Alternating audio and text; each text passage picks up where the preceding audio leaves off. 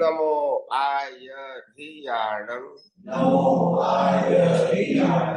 नमो वस्यायाणं नमो लोहे सब्ब साहुणं ऐसो पंच नमुकारो सब पावपणासनो मंगलानंच संवेसिं पडमं हवै मंगलम्। ओम नमो भगवते वासुदेवाय। ओम नमः शिवाय। जय सच्चिदानंद। प्रत्यक्ष दादा भगवान की साक्षी में वर्तमान महाविद्य क्षेत्र में विद्यमान तीर्थंकर भगवान श्री शिवंदर स्वामी को अत्यंत भक्ति पूर्वक नमस्कार करता हूँ। वात्सल्य मूर्ति श्री दादा भगवान को अत्यंत भक्ति पूर्वक नमस्कार करता हूँ। 33 कोटि देवी देवताओं को अत्यंत भक्ति पूर्वक नमस्कार करता हूँ। मित्रा शासन देवी देवताओं को अत्यंत भक्ति पूर्वक नमस्कार करता हूँ। निष्पक्षपाती शासन देवी देवताओं को अत्यंत भक्ति पूर्वक नमस्कार करता हूँ। इस क्षेत्र के रक्षक देवी देवताओं को अत्यंत भक्ति पूर्वक नमस्कार करता हूँ। समस्त ब्रह्मांड के सभी जीवों के रियल स्वरूप को अत्यंत भक्ति पूर्वक नमस्कार करता हूँ। जगत भर के संत पुरुषों का योग बल, जगत भर के सतपुरुषों का योग बल और प्रगट ज्ञानी पुरुष दादा भगवान का योग बल समस्त विश्व का कल्याण करे, कल्याण करे, कल्याण करे।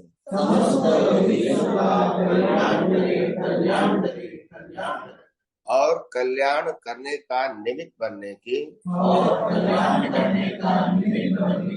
हम सभी महात्माओं को परम शक्ति दे, शक्ति दे, शक्ति दे। जगत के सभी जीव सुख और शांति प्राप्त करें। जगत के सभी जीव समाधान प्राप्त करें। जगत के सभी जीव मुक्ति प्राप्त करें। जगत कल्याण हो, जगत कल्याण हो, जगत कल्याण हो। हे अंतर्यामी परमात्मा, हम सभी महात्माओं को मोक्ष मार्ग के लिए लायक और सहायक संजोगों प्राप्त हो, प्राप्त हो, प्राप्त हो। प्राप्त मन वचन काया से इस ब्रह्मांड के कोई भी जीव को इस ब्रह्मांड के कोई भी जीव को किंचित मात्र भी दुख न हो, न हो, न हो।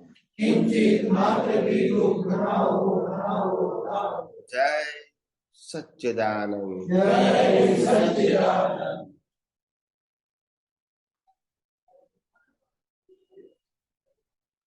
जय सच्चिदानंद। जय सच्चिदानंद। जय सच्चिदानंद। जय सच्चिदानंद। जय सच्चिदानंद। जय सच्चिदानंद। जय सच्चिदानंद।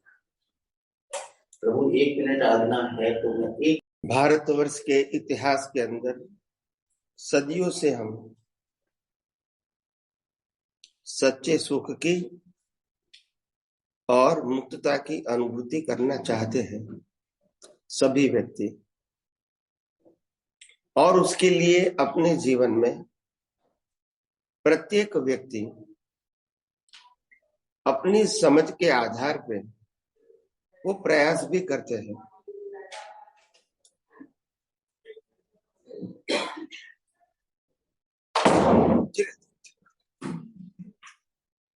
प्रयास भी करते हैं, मगर प्रयास सफल नहीं होता है, क्योंकि हमारी दृष्टि, हमारी सोच, हमारी समझ सही नहीं है। इसीलिए हम सब प्रयास करने के बावजूद भी विफल रहते हैं। प्रश्न ये नहीं है कि आप सिंसियरली प्रयास नहीं कर रहे हैं, प्रश्न ये है कि आपके पास प्रयास करने की सही दृष्टि नहीं। कोई भी प्रयास अगर सही दृष्टि से किया जाता है तो सफलता अपने आप मिलती है। अगर रास्ता सही है तो दौड़ने से अंतर कटता नहीं है, सही रास्ते पर दौड़ने से अंतर कटता है। गलत रास्ते पर दौड़ने से अंतर बढ़ता है। इसीलिए चलना जरूरी नहीं है, सही रास्ते पर चलना जरूरी है। हम सब अपने जीवन के अंदर बचपन से लेकर अभी तक हम सच्चे सुख की खोज कर रहे हैं, और सच्चा सुख पाने के लिए जो जो हमारे पास दृष्टि है इसका उपयोग करते हैं और अनुभव करने का हम प्रयास करते हैं। और सच्चाई ये है, अगर हमारा प्रयास सफल हो गया होता तो प्रयास की जरूरत नहीं होती, मगर जीवन के अंत तक हम प्रयास करते हैं क्योंकि सच्चे सुख का अनुभव नहीं हुआ है।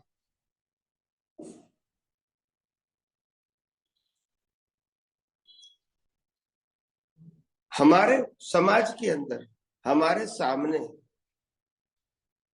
हजारों लाखों लोग जीवन में अपनी अपनी तरह के वो सच्चा सुख पाने का सिंसियरली समय शक्ति देके प्रयास जरूर करते हैं। ऐसा नहीं कि नहीं करते हैं, मगर जब तक सही दृष्टि नहीं है वो क्या करेंगे। हम तप के माध्यम से, जप के माध्यम से, पूजा पाठ के माध्यम से, शास्त्र के अध्ययन के माध्यम से, साधना के माध्यम से, ध्यान और योग के माध्यम से हम सच्चा सुख पाने का प्रयास करते हैं, मगर उसमें सफल नहीं होते हैं। थोड़े समय के लिए शांति जरूर होती है, मगर जीवन के प्रश्नों का सॉल्यूशन वहां नहीं है। तो सबसे पहले हमको ये दुनिया की वास्तविकता को समझने की जरूरत है। धर्मों और संप्रदाय के वास्तविकता की बात नहीं करता, हम सब अलग अलग धर्म, संप्रदाय, गुरु, भगवान, संस्था और रिचुअल से जुड़े हुए हैं, हर व्यक्ति।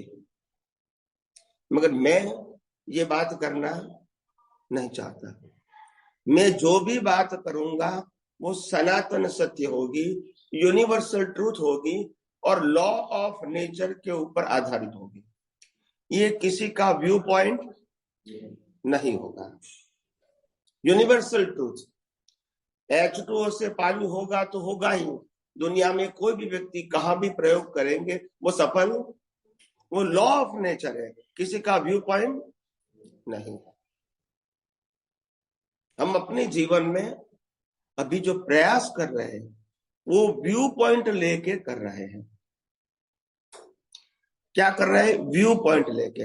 अलग अलग धर्म का, अलग अलग व्यक्ति व्यू पॉइंट लेके प्रयास करते हैं, और इसीलिए प्रयास करते हैं, वो अच्छी बात है। मगर जब तक सही मार्गदर्शन कहो, सही दृष्टि कहो, सही मार्ग कहो, वो जहां तक नहीं मिलेगा, इस मार्ग के अंदर आगे बढ़ना संभव ही नहीं। और इसके लिए मैं धीरे धीरे एक एक बात सिद्धांत और एग्जाम्पल के साथ एक्सप्लेन भी करूंगा, और आप सबको प्रश्न भी करूंगा कि आपको समझ में आ गया, बाद में मैं आगे जाऊंगा।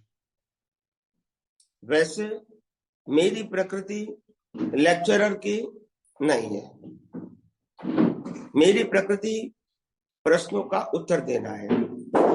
मगर क्योंकि जब लोग पहली बार आते हैं तो इनको मालूम नहीं होता है कि मैं क्या बात करना चाहता हूं, तो अगर बेस मालूम नहीं है और आपके पास जो ज्ञान है और मैं बताऊंगा उसके बीच बहुत अंतर है, इसीलिए आप वो बात को समझ नहीं पाओगे उत्तर के आधार से। मगर मैं जब बेस बना दूंगा तो वो अपने आप बात आप समझ जाओगे। तो सबसे पहली बात, हम अपने जीवन में सुख पाना तो चाहते हैं, मगर हमारे सुख की पहली परिभाषा है हम जो 5 इंद्रियों से अनुभव करते इसको हम सुख मानते हैं। क्या मानते हैं? हम अपनी 5 इंद्रियों से जो अनुभव करते हैं इसको हम अपनी मान्यता से सुख मानते हैं और दुख भी मानते हैं।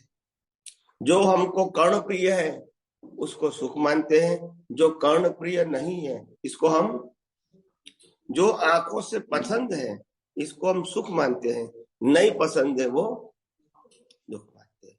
ऐसी 5 इंद्रियों में है। कहने का मतलब हम इंद्रिय सुखों को सुख मानने के लिए आज अपना समय व्यतीत कर रहे हैं, मगर ये समझ में नहीं आता है कि इंद्रिय का सुख वो इंडिविजुअल बिलीफ के ऊपर आधारित है। ये कोई सनातन सत्य, आपको जो पसंद है वो दूसरे को, और दूसरे को जो पसंद है वो आपको पसंद नहीं। इसीलिए इनमें से जो सुख और दुख का अनुभूति होगी वो आपकी बिलीफ के ऊपर आधारित है। किसके ऊपर आधारित है? इन चीजों में सुख देने का स्वभाव नहीं। सुख इसमें से मिलेगा जिनका स्वभाव सुख देना है। सुख इससे नहीं मिलेगा जहां हमारी बिलीफ सुख वाली है। आज हम 5 इंद्रियों के माध्यम से जो सुख की अनुभूति करते हैं वो हमारी बिलीफ है, हकीकत। एक व्यक्ति को जो चीज सुनना पसंद है दूसरे को वो नहीं पसंद है। एक व्यक्ति को जो देखना पसंद है दूसरे को वो नहीं पसंद है। एक व्यक्ति को जो खाना पसंद है दूसरे को वो नहीं पसंद। हर व्यक्ति की अपनी अपनी बिलीफ है। वास्तव में जिसमें से सुख क्षणिक अनुभव करते हैं उस चीज में सुख देने का स्वभाव ही नहीं। जैसे कोई व्यक्ति कहता है मैं शादी करके सुखी होगा, कोई कहता है मैं शादी न करके सुखी होगा। सबकी अपनी अपनी मान्यता है। आप समझे? जो ज्वेलरी होगा, ज्वेलर्स, वो ज्वेलर बेच के सुखी होगा और हम खरीद के पहन कर सुखी होगा। अपनी अपनी बिल्डर मकान बेच के सुखी होगा, हम सबकी अपनी अपनी। ये कोई सनातन सत्य? कई लोगों को बच्चे नहीं है इसीलिए दुखी है, कई लोग है इसीलिए दुखी है। बोलते नहीं, बराबर के नहीं? तो कोई सुख दुख कोई एक स्टैंडर्ड नहीं है, बिलीफ के ऊपर आधारित है। एक व्यक्ति पढ़ी नहीं है इसीलिए दुखी है क्योंकि उनको जॉब नहीं है। दूसरी पढ़ी है इसीलिए दुखी है क्योंकि एप्रोप्रिएट जॉब नहीं है। किसी को जॉब मिला है फिर भी दुखी है क्योंकि प्रमोशन नहीं मिला। किसी को प्रमोशन मिला है फिर भी दुखी है क्योंकि ट्रांसफर हो गई। बोलते नहीं है। तो सुख की कोई परिभाषा है? आप समझे ना? हम बिजनेस करते हैं तो हर व्यक्ति समझता है कि हमको अच्छा प्रॉफिट मिलना चाहिए, ठीक है, मगर हमारे कॉम्पिटेंट को ज्यादा मिला तो हम दुखी हो गए। तो ये सुख की कोई परिभाषा है? ये तो आपकी मान्यता है। ये कोई सुख की परिभाषा है ही नहीं। ये मात्र आपकी इंडिविजुअल बिलीफ है। इससे कभी सुख होता नहीं है। ये सभी चीज जीवन जीने का साधन है, सुख दुख का साधन नहीं है। और हम इसमें से सुख पाना चाहते हैं, फिर क्या होगा? जब मंदिर के बाहर कोई भिखारी भीख मांग रहा है और दिवाली के बड़े दिन हम दर्शन करके बाहर आते हैं और एक भिक्षुक को हमने 10 रुपया दे दिया, तो इनको सुख लगेगा कि दुख? सुख लगेगा। और हम वहां ही खड़े हैं 10 रुपया देकर। थोड़े समय के बाद एक BMW लेके फैमिली आता है, वो भी दर्शन करके बाहर आते हैं, मैंने इसको भी 10 रुपया दिया, तो देखो, तो 10 रुपये वो सुख का साधन है कि बिलीफ है? बताइए। आप समझे? हम जिस पैसे के पीछे पागल हैं क्योंकि हम सुख मानते हैं, और कहीं सारे साधु संत सन्यासी जो पवित्र है वो कभी लक्ष्मी को स्पर्श भी, और इसीलिए वो सुखी है। हाँ या ना? तो पैसा सुख का साधन है, वो करेक्ट नहीं है। पैसा जीवन जीने का साधन है, वो करेक्ट है। सुख का साधन खाना पीना, कपड़ा लत्ता, मकान, ये सब जीवन जीने का साधन है, उसमें कोई गलत बात नहीं है। ये सुख का साधन मानना वो गलत है। समझ में आया? तो वास्तव में इस दुनिया में सुख है या नहीं है? सुख है या नहीं है? हकीकत में सुख है, मगर बाहर नहीं, अंदर है। कहाँ है? अंदर। और हमारी बिलीफ कहाँ है? सुख आत्मा का स्वभाव है। क्या है? और जिनको आत्मा का अनुभव हो गया, इनको सुख का अनुभव इनबिल्ट है, अलग अलग। जिन्होंने शुगर खाई, इनको मिठास का अनुभव हो गया। शुगर और मिठास का अनुभव अलग अलग। समझ में आया? शुगर का स्वभाव ही मिठास देना है, कोई भी व्यक्ति क्यों ना खाए। आपके बिलीफ की जरूरत, क्योंकि वो शुगर का क्या है। फिर आपकी बिलीफ कोई भी है, आपको मीठा ही लगेगा, ये उनका स्वभाव है। ऐसे आत्मा का स्वभाव ही अनंत सुख है। तो आत्मा का अनुभव वो ही अनंत सुख का अनुभव। और हमको दुनिया में जो सुख दुख का अनुभव होता है वो भी आत्मा की हाजिरी से होता है, नहीं तो वो भी ये गोल्ड डायमंड सिल्वर कपड़े पैसे सब कुछ आनंद देगा, आत्मा है तो निकल जाने के बाद वो भी यस और नो, इनकी हाजिरी से। आप समझे ना। और आत्मा निकल गया तो इसका भी सुख दुख लगेगा। तो ये दुनिया में हम जो सुख दुख अनुभव करते हैं क्रिया के रूप में, व्यक्ति के रूप में, साधनों के रूप में, संपत्ति संबंधों के रूप में, धार्मिक क्रियाओं के रूप में, ये सब सुख लोगों की इंडिविजुअल मान्यता है, ये सनातन नहीं है। सनातन है आत्मा की अनुभूति करो।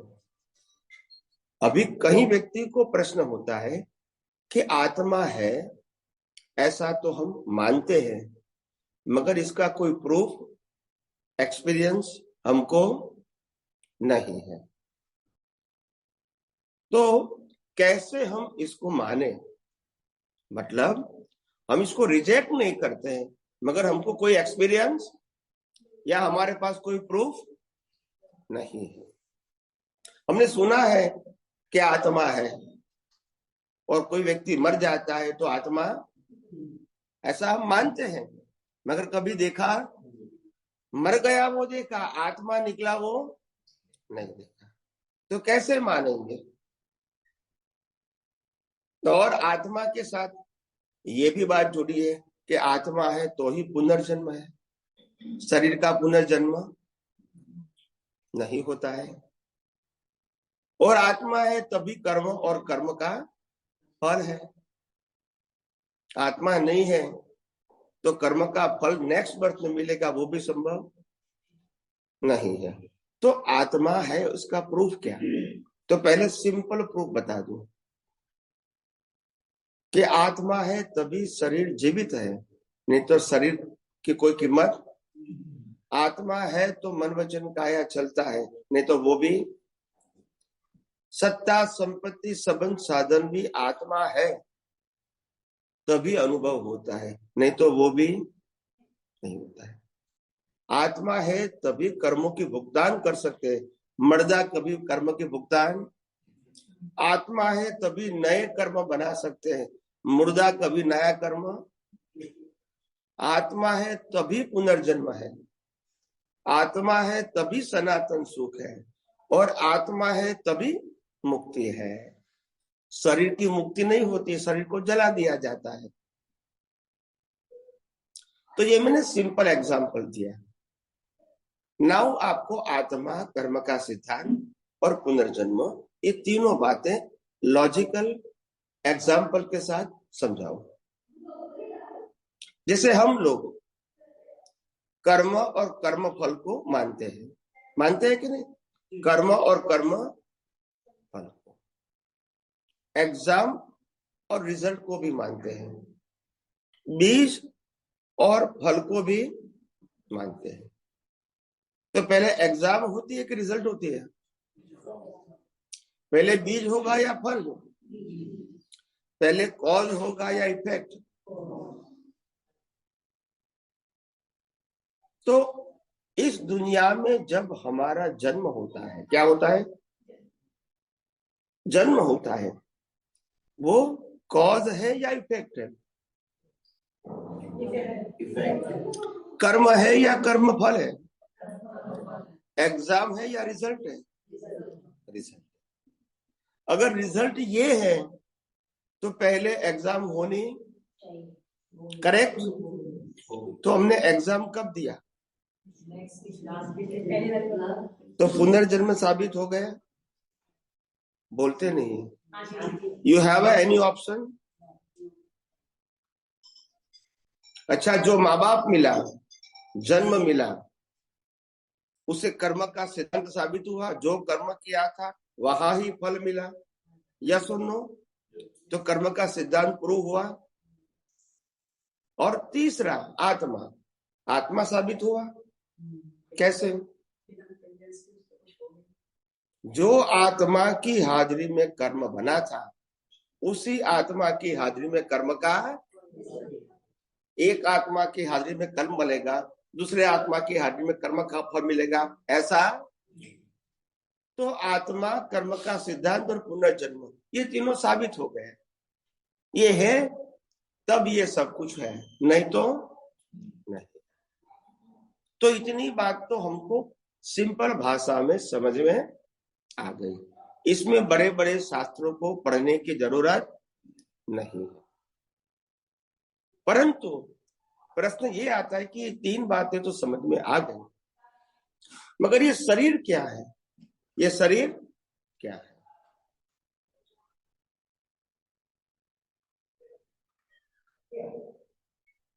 तो ये जो शरीर है सभी के,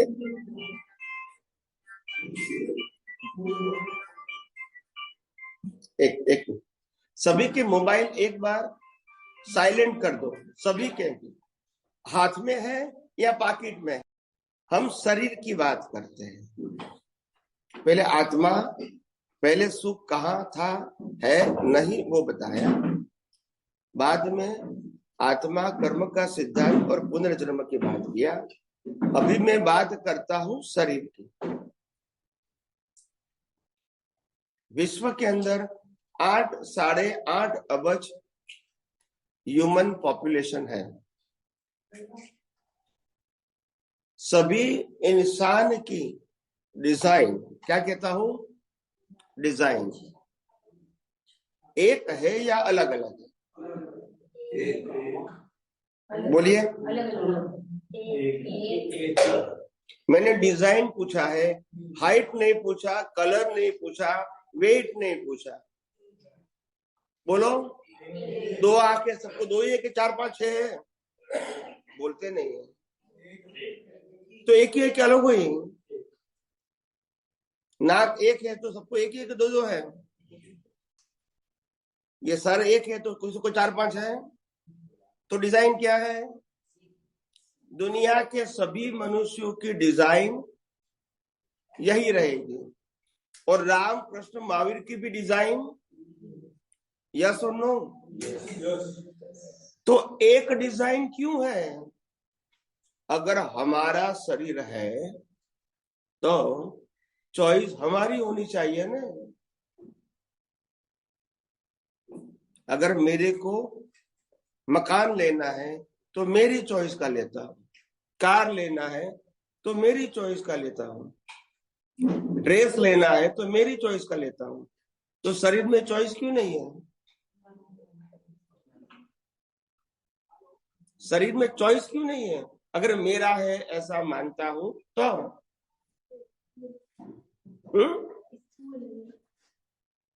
क्योंकि ये शरीर की डिजाइन कुदरत ने बनाई, इसलिए हजारों सालों से ह्यूमन फॉर्म की डिजाइन यही रहेगी, और वर्तमान में भी और भविष्य में भी।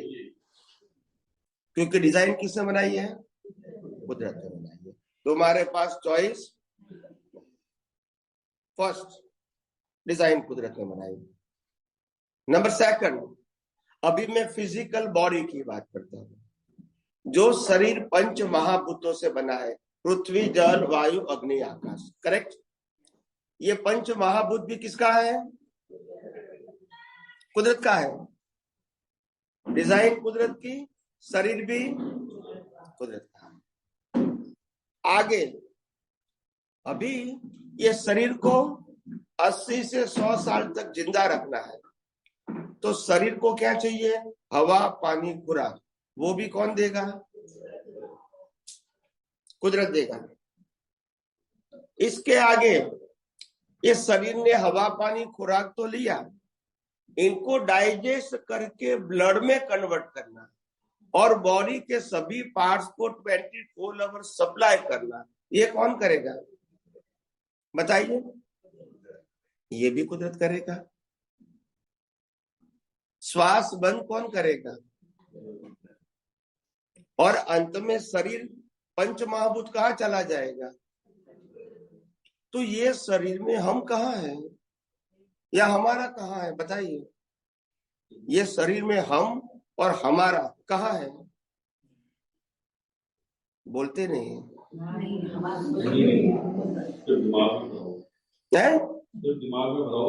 नहीं, दिमाग में है वो बराबर है। मैंने आपको फैक्ट बताया, अभी बोलो हम और हमारा ये शरीर में कहाँ लगता है? लगता है कोई जगह?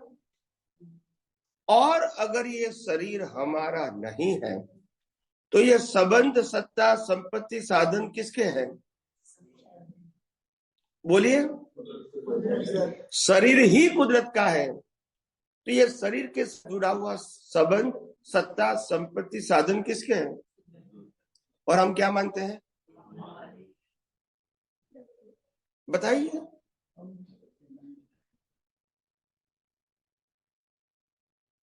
कितनी अज्ञानता।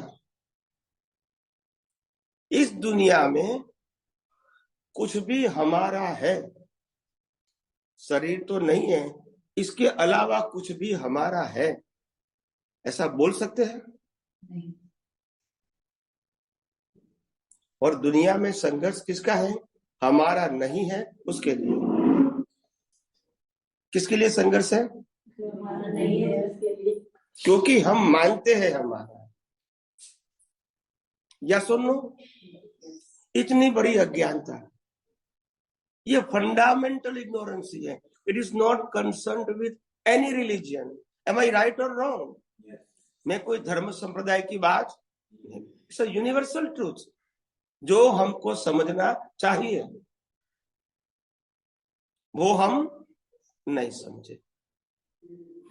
या सुनो, और दूसरी बात, शरीर की बात तो हो गई, अभी हमारे जीवन की बात करें, लाइफ जो हम मन वचन काया से जीते हैं, मैं उनकी बात करूं।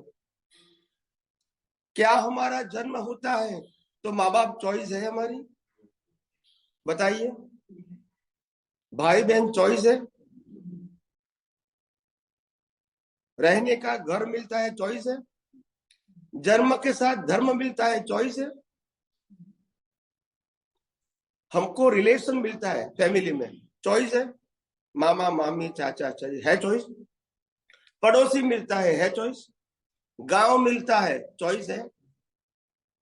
अरे हमको नाम मिलता है चॉइस है?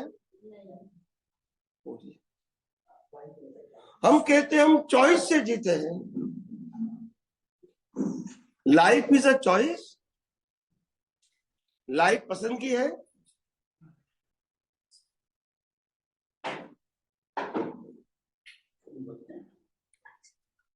देखिए,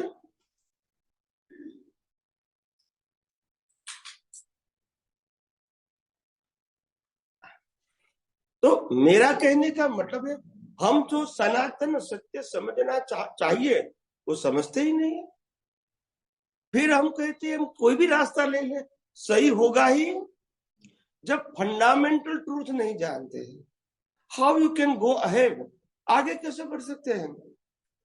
जब आपकी दृष्टि गलत है, सोच गलत है, समझ गलत है, तो फिर आगे जाने का रास्ता सही कैसे हो सकता है? You don't know the fact of universe. You only know the relative truth as a social and religious. Is a relative truth, not universal truth. और इसीलिए we all are dissolved in puzzle. We all are dissolved in puzzle. Once you know the fact of universe, we dissolve the puzzle. आप समझे? हमारी अज्ञानता ही puzzle है और सनातन ही सभी प्रश्नों को डिजल्व करने का पावर है। आप समझे? तो हमको दो बात अलग करना पड़ेगा, सफरिंग, क्या बताया, and puzzle. Suffering and puzzle. Suffering भुगतान है और पजल इग्नोरेंसी है। रामकृष्ण महावीर को सफरिंग था, पजल नहीं था। रामकृष्ण महावीर को सफरिंग था, puzzle, they dissolved all puzzle, which is divine knowledge. समझ में आया? डिवाइन का मतलब होता है यूनिवर्सल, डिवाइन का मतलब होता है लॉ ऑफ नेचर, डिवाइन का मतलब होता है fact of universe, not view point of any person. और इसीलिए आध्यात्म विज्ञान कहता है इस दुनिया में मन वचन काया से कोई भी जीव न स्वतंत्र था, न स्वतंत्र है और न ही स्वतंत्र रहेगा। और हम मन वचन काया से स्वतंत्र है ऐसा मानते हैं, ऐसा मानते हैं। हमारा पूरा जीवन जन्म से मौत तक का जो मन वचन काया से चलता है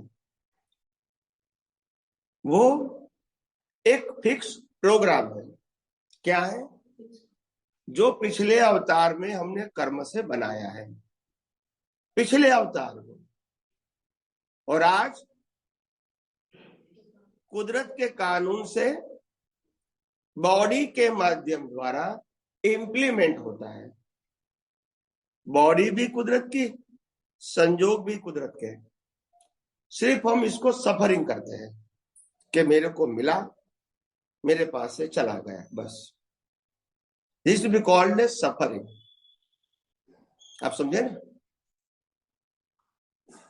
मगर हम कोई चीज, व्यक्ति, वस्तु का मालिक नहीं बन सकते।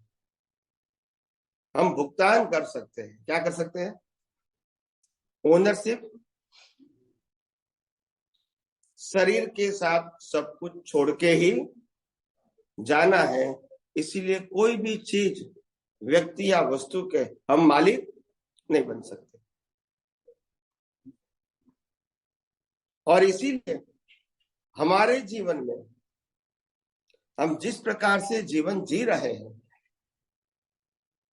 इसमें इतना सारा अज्ञान भरा पड़ा है और इसीलिए हम सब कंफ्यूज हैं। जाए तो जाए कहां,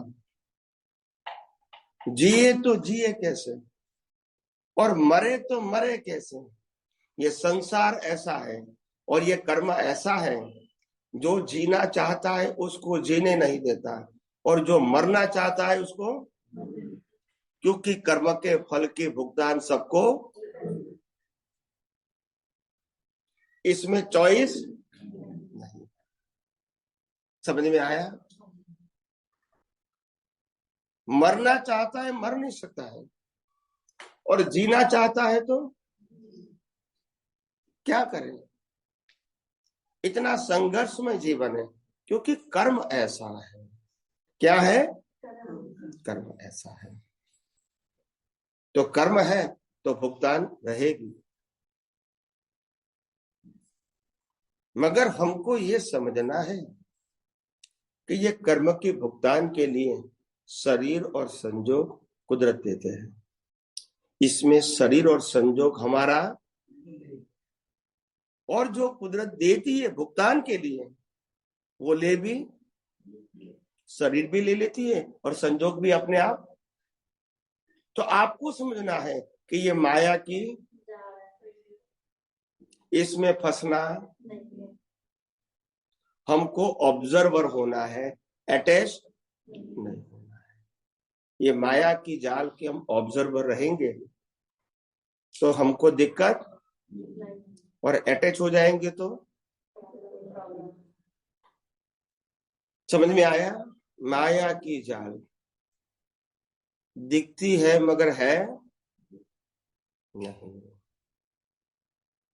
दिखती है मगर है नहीं, और आत्मा है मगर दिखता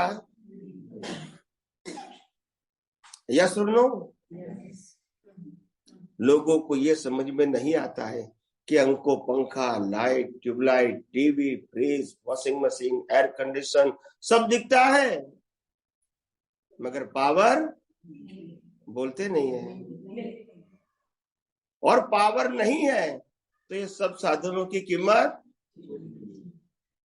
मगर हम वैल्यू साधन के करेंगे, पावर के बोलते नहीं है। यस और नो? हम अपने जीवन की कीमत करेंगे, विचारों की, वाणी की, वर्तन की, साधन, संपत्ति, संबंध की कीमत करेंगे, आत्मा की कीमत। और आत्मा नहीं है तो किसी की कीमत, मगर ये हम भूल जाते हैं। इसी को कहते हैं माया की। देखो, ये जीवन की वास्तविकता है, जीवन की वास्तविकता है।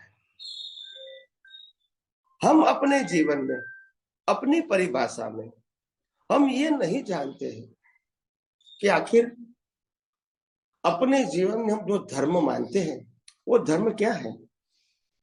कोई भी धर्म है, वो है क्या? क्या वो धर्म मुक्ति का साधन है? नहीं है। दुनिया का कोई भी धर्म पाप, पुण्य और प्रायश्चित की बात करता है। क्या करता है? पाप, पुण्य, और पुण्य करो, पाप नहीं करो, और पाप होता है तो ये धर्म का कॉन्सेप्ट है। ये धर्म आत्मा के अनुभूति की बात नहीं करता है, मगर पुण्य की वैल्यू करता है। या सुनो, तो धर्म चार गति घूमने के लिए है, मुक्ति के लिए। पुण्य करोगे तो भी जन्म मरण लेना पड़ेगा, पुण्य से मुक्ति और पाप से भी मुक्ति। जब पाप पुण्य नहीं होगा तो मुक्ति। तो धर्म तो हमको पुण्य की बात सिखाता है और पाप का प्रायश्चित करवाता है। और दुनिया के सभी धर्म एक ही फॉर्मेट को फॉलो करता है, एक ही फॉर्मेट। सभी धर्मों का एक ही फॉर्मेट है। सभी धर्मों में एक भगवान का टाइटल होगा, एक गुरु का टाइटल होगा, एक मंदिर का टाइटल होगा, एक मंत्र का टाइटल होगा, एक शास्त्र का टाइटल होगा, रिचुअल सबकी अलग अलग होगी, संस्था अलग अलग होगी, वर्तमान गुरु शिष्य सब में होगा, और क्या होगा? प्रोसेशन। ये 9 चीज को मैं फॉर्मेट कहता हूं। फॉर्मेट एक है। क्या है? फॉर्मेट सब में एक ही है, टाइटल चेंज होता है। यहाँ राम है तो यहाँ कृष्ण है, तो महावीर है, शिव है, स्वामीनारायण है, टाइटल, मगर कॉलम तो वही के। एक ही फॉर्मेट पे दुनिया के धर्म चलते हैं। तो जहां फॉर्मेट होता है वहां मुक्ति का मार्ग नहीं है, और जहां मुक्ति का मार्ग है वहां फॉर्मेट नहीं है। धर्म पाप, पुण्य और प्रायश्चित की बात करेंगे इसके आगे। तो जहां धर्म की समाप्ति होती है वहां से आध्यात्म शुरू होता है। तो धर्म गलत नहीं है, वो स्टेप है, अल्टीमेट नहीं है। हमने स्कूल में 1 से 12 कक्षा पास कर दिया तो वो तो डिग्री तो मिलेगी, मगर वो अल्टीमेट, फिर हम कॉलेज में जाएंगे, फिर वहां भी ग्रेजुएट बनेंगे, वो भी अल्टीमेट स्टेप है। फिर मास्टर डिग्री प्राप्त करेंगे, वो भी अल्टीमेट, इसके आगे पीएचडी। तो ये स्टेप है। हम स्टेप को अल्टीमेट मान लेते हैं, इसलिए हमारा आगे का रास्ता समाप्त हो जाता है। रास्ता नहीं है ऐसा नहीं, हमने मान लिया कि दी एंड। फिर क्या होगा? फिर तो कोई प्रयास करोगे हर व्यक्ति एक एक धर्म का फॉर्मेट लेकर इसके आगे है ऐसा सोचते तक नहीं है। स्टेप कभी गलत नहीं होता है, मगर स्टेप अल्टीमेट भी। हम ग्राउंड फ्लोर से फर्स्ट फ्लोर जाते हैं और बीच में 10 स्टेप है, तो 10 में से एक भी स्टेप गलत नहीं है। हर स्टेप हमको आगे ले जाता है, मगर कोई भी स्टेप अल्टीमेट नहीं है। 10 स्टेप खत्म करके जब तुम फ्लोर पे जाओगे, दैट्स योर डेस्टिनेशन। तो स्टेप गलत भी नहीं है और स्टेप अल्टीमेट भी। ये दोनों बात समझना है, ये दोनों बात समझना है। हम तो स्टेप को पकड़ के बैठ गए, इनको ही मानते हैं अंतिम सत्य। बस ये हमारी कमी या कमजोरी है। हमने आज तक सही बातों को समझने की कोशिश नहीं किया। समझ में आया? और इसीलिए हम सब कंफ्यूजन में है। सब क्या है? कंफ्यूजन में है। कई लोगों को प्रोफेशन में इंटरेस्ट होता है, सोशल लाइफ, डिफरेंट एक्टिविटीज, वो आर्ट्स है, क्या है। कई लोगों को पाप पुण्य में रस है, वो कॉमर्स है।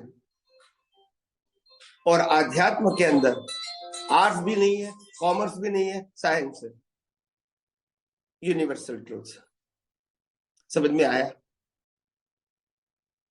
तो कई लोग आर्ट्स में फंसे हैं, कई लोग कॉमर्स में फंसे हैं। आप समझे ना? आध्यात्म तक गए ही नहीं।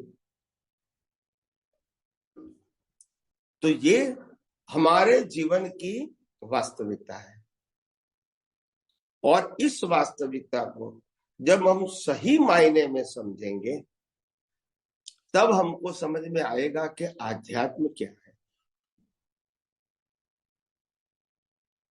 आध्यात्म का विज्ञान वो दृष्टि का विषय है। किसका विषय है? और धर्म मन वचन काया का विषय है, दृष्टि का विषय नहीं है।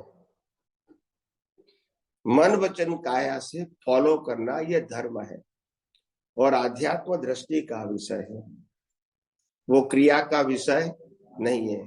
Spiritual science is art of vision, not thought, not speech, not action. मगर हम मन वचन काया की क्रियाओं से ऊपर कभी सोचते हैं, क्योंकि ये दृष्टि बताई ही नहीं गई ना। आप क्या करेंगे? That is a fact. और दूसरी बात ये बता दो, फिर हम आगे क्वेश्चन आंसर करेंगे। हम सबको यही बताया गया बचपन से कि कर्म क्रिया से होता है। क्या बताया गया? कर्म क्रिया से होता है। ये सबसे बड़ा ब्लंडर है। ब्लंडर समझते हैं ना? कर्म क्रिया से होता नहीं है, कर्म भाव से होता है। जैसा भाव वैसा, जिसका भाव बिगड़ा इसका, जिसकी क्रिया बिगड़ी इसका भाव बिगड़ा। सुना है कभी? देखो, कर्म क्रिया खुद कर्म फल है, कर्म नहीं है। और भाव कर्म है, जिसका फल नेक्स्ट बर्थ में मिलेगा। अभी जो हम क्रिया कर रहे हैं वो पिछले अवतार के कर्म का फल है। हमारे पास चॉइस, राम को वनवास जाना ही पड़ा, चॉइस। राम की सीता रावण उठा के ले गया, चॉइस। राम के साथ रावण के साथ युद्ध करना ही पड़ा प्रयास के बावजूद, चॉइस। कृष्ण भगवान के पास चॉइस नहीं थी, महाभारत करना ही प्रयास किया, मगर उनके हाथ में, महावीर ने गोसालक को समझाने का प्रयास किया मगर सफल, वही गोसालक ने तेजोलेशिया महावीर के ऊपर फेंकी। देखो, आप समझे ना? तो फ्रीडम किसके पास है? तो मन वचन काया में फ्रीडम, क्योंकि मन वचन काया कर्मों की भुगतान के लिए है, और जैसे कर्म खत्म हो गए इसको जला दिया जाएगा। समझ में आया? और जो नया कर्म बनाया है उससे नया जन्म मिलेगा। ये कर्म फल है, वो कर्म फल का पैकेज खत्म हो गया, शरीर को जला दिया जाएगा। समझ में आता है? तो मन वचन काया से कर्म नहीं होते, मन वचन काया कर्म की भुगतान के लिए है, और कर्म भाव से होता है, और वो भाव अहंकार से होता है, क्रिया से, और वो अहंकार अज्ञान से होता है। किससे होता है? अज्ञान है तो अहंकार है तो कर्म बनेगा ही, चाहे पुण्य चाहे पाप। और अगर अज्ञान नहीं है तो कर्म बनेगा। इसीलिए मैंने कहा रामकृष्ण वायु को भुगतान थी। क्या थी? भुगतान थी। और क्या नहीं था? अज्ञान नहीं था। इसीलिए जब अज्ञान नहीं होता है तो कर्म बनता। इसीलिए मैंने कहा उनको भुगतान थी। Puzzle, they have a solution. They accept all circumstances as it is without complaint and question, because they know it. ये मेरे बीच का क्या है? फल है। कंप्लेन करने से कोई परिवर्तन नहीं होगा। दुनिया को पसंद है कि नहीं है वो इंपॉर्टेंट नहीं है। जब कर्म फल है तो वो आपको करना पड़ेगा। संपूर्ण गलत है फिर भी आपके पास चॉइस। आप सिंपल समझो, अगर मृगजल, डियर समझते हैं, डियर, वो कभी सोने का हो सकता है, और अगर सोने का होगा तो दौड़ेगा। तो भी राम दौड़े ने, बोलते नहीं है। नहीं, चॉइस थी, चॉइस होती तो नहीं दौड़ते। The part of our life, any part of our life of mind, speech and action is a pre-decided, no choice, you have to do. जब मन वचन काया का कंट्रोल कुदरत के पास है, आप कुछ कर सकते हैं?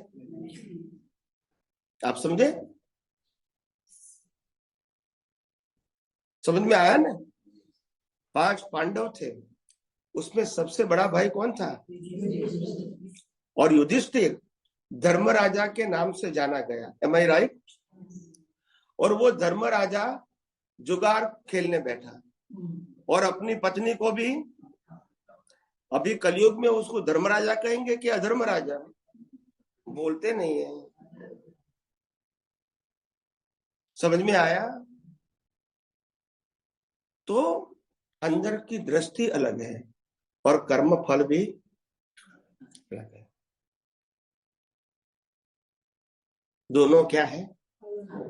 राम ने रावण के साथ युद्ध किया अपनी पत्नी को छुड़ाने के लिए, और रावण की पूरी फैमिली खत्म कर दिया। एम आई राइट और रॉन्ग? और राम मोक्ष में गए, और हम चींटी बचाते यहां घूमते हैं, बोलते नहीं है। या सुनो, तो कुदरत का कानून सबके लिए एक है कि अलग अलग? मगर हम समझते हैं। समझ में आया? महाभारत में अर्जुन ने भी कौरव के सामने युद्ध किया। पूरी कौरव सेना और सभी कौरव अपने अपने पितामह, अपने धर्मगुरु, अपने छोटे बड़े भाई, सबको खत्म किया, और वही अवतार में मोक्ष में गए। Same birth, that is the history. समझ में आया? We don't know the fact of universe. We don't know the law of nature. हम धर्मों की बातें जानते हैं, पाप पुण्य की बातें जानते हैं। यूनिवर्सल ट्रूथ, यूनिवर्सल ट्रूथ कभी कायरता नहीं सुखाती, क्योंकि यूनिवर्सल ट्रूथ में मृत्यु है ही नहीं। क्या बताया? यूनिवर्सल ट्रूथ में मृत्यु नहीं है, रिलेटिव ट्रूथ में मृत्यु है। और जो मरता है वो हम, और हम है वो कभी मरते हैं? बोलते नहीं है। हम खुद ही अनंत ज्ञान वाले हैं, अनंत शक्ति वाले हैं, अनंत सुख वाले हैं। हमको दुनिया के कोई भी सुख की जरूरत, शक्ति की जरूरत, मगर क्योंकि अज्ञानता के वश हम इंद्रियों के माध्यम से दुनिया देखते हैं, इसमें सुख भाषित होता है, इसकी डिमांड करते हैं, और मिलता है तो राग करते हैं, नहीं मिलता है तो द्वेष करते हैं। ऐसे राग द्वेष करके नए कर्म और जन्म मरण का चक्कर। समझ में आया? तो क्रिया से कर्म। प्लीज। स्वामी जय सचिदानंद, मैं आपके काफी सत्संग सुन रहा हूँ और काफी मैंने सुने भी हैं। तो मेरा प्रश्न अभी जस्ट अभी जो आपने बात खत्म करी इसी पे ही है। जैसे आपने बताया कि अर्जुन उसी अवतार में मोक्ष में गए और राम जी भी उसी अवतार में मोक्ष में गए। तो अब जैसे उसी अवतार में मोक्ष में गए तो इसका मतलब ये हुआ कि अर्जुन जी जो है उनका ज्ञान उस जीवन में जीरो था। यस। बाय बर्थ वो लेके आए थे। यस। तो इसी के ऊपर है, जैसे हमारा डेवलपमेंट जो होता है, जैसे बाय बर्थ तो अलग से जब से वो अज्ञान शुरू होता है कि मैं कौन हूँ, जैसे 1 साल में पता चलता है, 2 साल में बच्चे को चलता है कि मैं कर रहा हूँ, जो भी मतलब एज है उससे पता चलता है। तो जैसे हमें कई जिन्होंने बताया भी कि कृष्ण जी ने अर्जुन को ज्ञान दिया, उसके बाद से उन्होंने बताया कि भाई तू शुद्धात्मा है, तू अपने में रह के युद्ध कर। पर देखा जाए तो उससे पहले ही बाय बर्थ अर्जुन जी वो ज्ञान लेके आए थे। ये लौकिक के लिए है। Yes yes. तो जिसका लास्ट बर्थ का मतलब यही है कि ज्ञान आपका जीरो होगा और उसमें कोई पुरुषार्थ नहीं होगा, उसमें कोई पुरुषार्थ नहीं होगा, उसी में आपको केवल दर्शन भी होगा और फिर आप मोक्ष में जाएंगे। लास्ट बर्थ जो होगा, जैसे अर्जुन जी का हुआ, राम जी का हुआ, राम जी को भी बाय बर्थ पता था। तो ये सही अंडरस्टैंडिंग? बराबर है, मगर एक बात ध्यान रखो, लास्ट बर्थ तब आता है जब अगले अवतारों में सब कुदरत की एग्जाम पास कर दिया है और अज्ञान जीरो। अभी आप समझे तो ये बात समझना। मैं आज डॉक्टर बन गया हूँ, वो हकीकत है, मेरे पास डिग्री भी है, मगर ये समझना पड़ेगा मैं फर्स्ट स्टैंडर्ड से अभी सब स्टैंडर्ड पास करने के बाद डिग्री मिली है। तो आज पास हुआ मतलब आज की बात नहीं है, आई पास थ्रू द प्रोसेस। ऐसे हर महापुरुष का लास्ट बर्थ तब आता है जब कई अवतारों से अज्ञान को मिटाते मिटाते मिटाते आए हैं और जीरो कर दिया अगले अवतार में। तो लास्ट बर्थ में अज्ञान नहीं रहेगा मगर कर्म का फल रहेगा, क्योंकि अज्ञान खत्म करने से पहले जो कर्म का बीज पड़ गया तो लास्ट बर्थ तो मिलेगा, मगर लास्ट बर्थ में अज्ञान न होने से नए कर्म, तो पिछले अवतार का जो कर्म था वो खत्म होगा और आत्मा कहा जाएगा मोक्ष, क्योंकि नया कर्म तो बनता नहीं, क्योंकि अज्ञान ही नहीं है। हाँ, तो क्या प्रश्न करना है? मेरे को अपनी अंडरस्टैंडिंग की वजह क्लियर करनी बस वही ये बिल्कुल वही, क्योंकि वो बोलते थे कि कृष्ण जी ने उनको ज्ञान दिया, वो लौकिक सत्य है, लौकिक। वो डाउट था कि ऐसे वो उनकी जो आधा जन्म, जैसे मैं हूँ, अब मेरी उम्र 30 साल है, तो 30 साल से पहले मैंने काफी अब अज्ञान था, भले अब भी है बट पहले था। अब जो आगे हम डेवलपमेंट लेंगे, जैसे पिछले जन्म में भी मैं कुछ डेवलपमेंट करके आया हूँ तो मेरे को यहाँ हूँ और मेरे को आगे पुरुषार्थ मेरा आगे चल रहा है। yes. तो ऐसे ऐसे ऐसे आगे अज्ञान हटाते हुए 100% यही रास्ता है। यही बात ये है कि लोगों को ये समझ में नहीं आता है कि हम दुनिया में कुछ पाने के लिए आए हैं, ये मान्यता ही गलत है, और खोने के लिए आए वो भी गलत है। हम अपने अज्ञान को मिटाने के लिए आए और अज्ञान है तो जन्म मरण, तो मिटाना क्या है? इसमें पाने खोने की बात है ही नहीं, है वो भी कुदरत का है, आप समझे ना, और जाएगा भी कुदरत के, तो इसमें पाना खोने का तो सब्जेक्ट ही नहीं है। मगर ये सोच कोई देता नहीं है ना, सब पुण्य की बात करेंगे मतलब पाने की बात करेंगे। तो ये इसलिए पूरे भारतवर्ष में एक प्रकार की भ्रांति चल रही है। भ्रांति का मतलब ज्ञान गलत नहीं है, मगर स्टैंडर्ड का ज्ञान को अल्टीमेट बता के लोगों को आगे के रास्ते के जाने के लिए क्या कर देते हैं, स्टॉप कर देते हैं। भाई हम जो बताते हैं वो ही अंतिम सत्य है, तो बेचारा आगे का रास्ता नहीं ढूंढेगा। बात ये है, स्टेप सही है मगर वो स्टेप अल्टीमेट, और स्टेप को अल्टीमेट बता दिया वो गलत है। स्टेप गलत नहीं है। तो दुनिया में तो ऐसा चलता रहेगा, क्या करेंगे हम। इस दुनिया में कई सालों से जो सनातन सत्य इस दुनिया में पब्लिश होना चाहिए मगर नहीं हुआ था, और कुदरत ने हमको ये बताने के लिए निमित्त बनाया है। सनातन सत्य किसका है, कुदरत का है, मेरा नहीं है। मगर वो सनातन सत्य देखने की दृष्टि मेरे पास है जो मैं आपको बता रहा हूं, और वही सनातन सत्य का अनुभव आपको करना है। मेरा अनुभव आप समझे ना, मैंने जो सनातन सत्य की दृष्टि पाई है उसी सनातन सत्य का आपको अनुभव करना है ताकि आप अज्ञान मिटा सके। और दुनिया में जो चलता है 5 इंद्रियों से अनुभव में आता है, सब रिलेटिव सत्य है, नथिंग इज परमानेंट। और हम टेम्पररी के पीछे घूम रहे हैं, मोह के वश। किसके कैसे वश, मोह के वश। हमको लगता है हम कुछ प्राप्त करेंगे, हम कुछ प्राप्त नहीं करते हैं।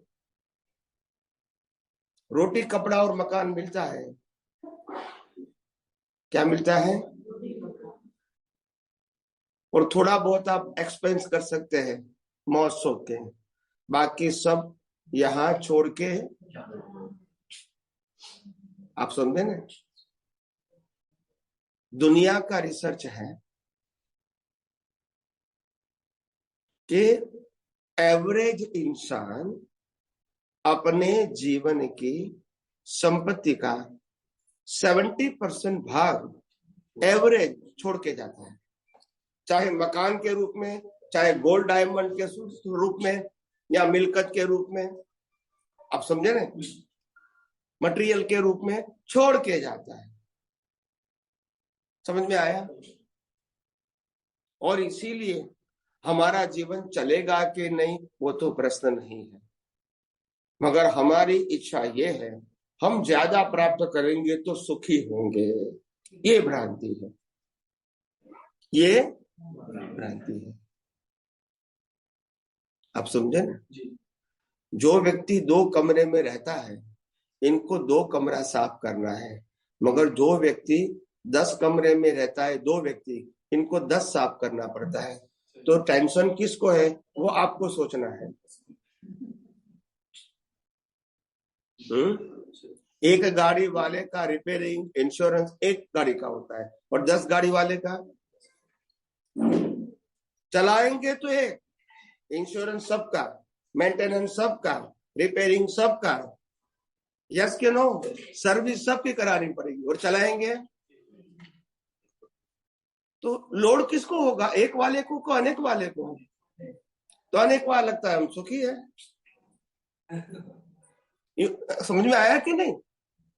Necessity is okay.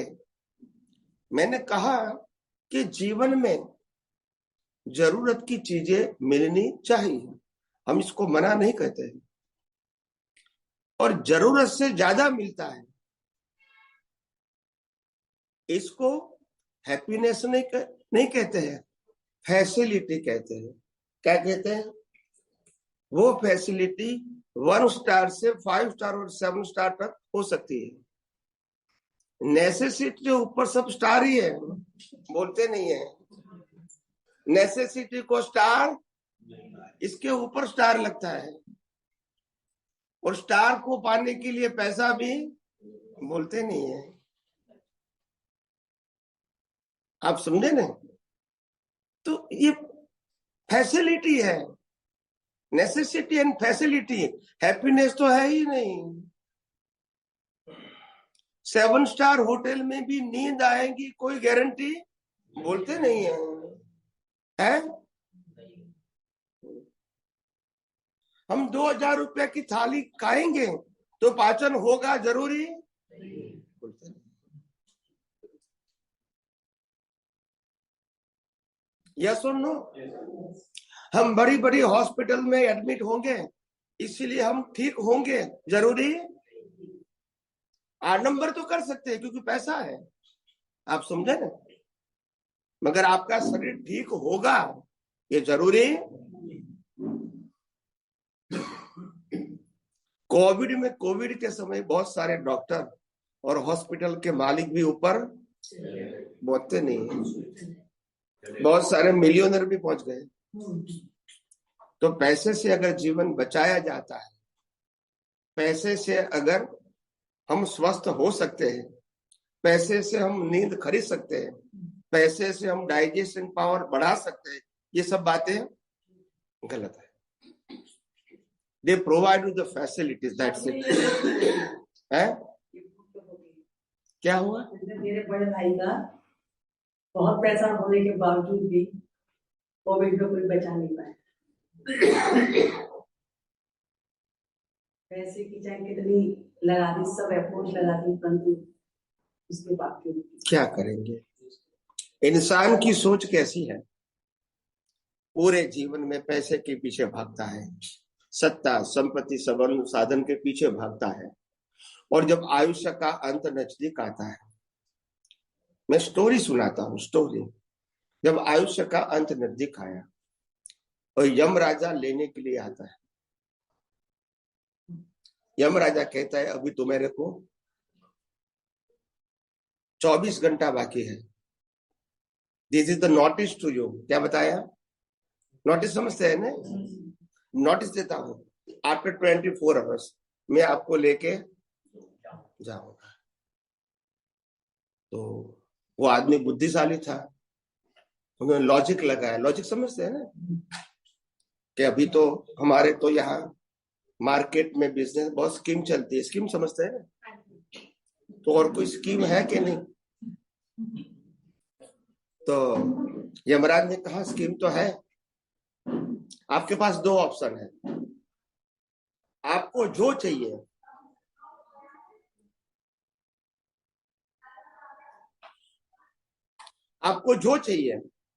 वो अभी मिल जाएगा, मगर मौत सही टाइम पे होगी, और आपको कुछ नहीं मिलेगा, और आपको 6 महीने का एक्सटेंशन मिलेगा। आप क्या मांगेंगे? बोलिए। आपकी मौत 24 घंटे के बाद होगी, वो फिक्स है, मगर इन बिटवीन आपको जो चाहिए वो मिल जाएगा, एक ऑप्शन। और दूसरा ऑप्शन, आपको कुछ नहीं मिलेगा मगर 6 महीने के लाइफ का एक्सटेंशन मिलेगा। तो आप क्या मांगोगे? हैं? एक्सटेंशन। जब सब कुछ देने के लिए ये तैयार है तो हम जीवन मांगते हैं, और जब हमारा जीवन है तो सब कुछ मांगते हैं। बोलते नहीं है, हम कंफ्यूज हैं, हम क्या करना चाहते हैं वो हमको भी मालूम बराबर के नहीं। यही बात है, हमको मालूम ही नहीं हम क्या करना चाहते हैं। यही तो बात है। धीरे धीरे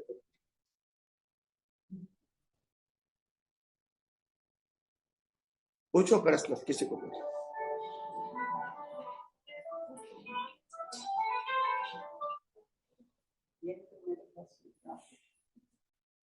जय सच्चिदानंद। जय सच्चिदानंद।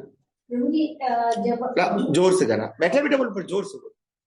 जब तो फिर अर्जुन को जो मोह हुआ था वो किस वजह से? पिछले तो अज्ञान तो खत्म हो गया था, तो वो किस वजह से हुआ था मोह की? वे मेरे सब है पैर। हाँ, वो अर्जुन का कर्म का फल था।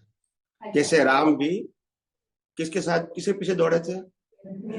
उनको मोह नहीं था, वो कर्म का क्या था?